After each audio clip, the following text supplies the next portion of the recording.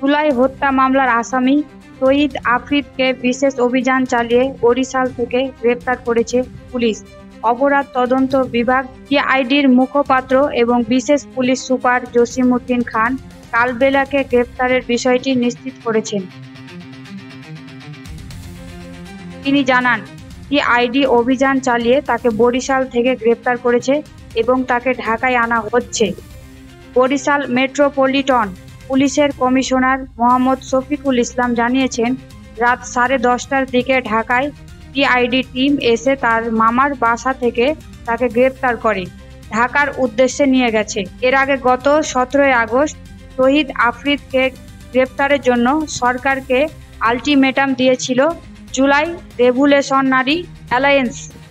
সংগঠনটির ফেসবুক পেজে এক পোস্ট দাবি করা হয়, আফ্রিদি শুধু বর্তমান সরকারের সময়কালের নয়, 15 আগস্টের আওয়ামী লীগ ক্যাম্পাইনের সময়ও অর্থ সরবরাহের সঙ্গে যুক্ত ছিলেন।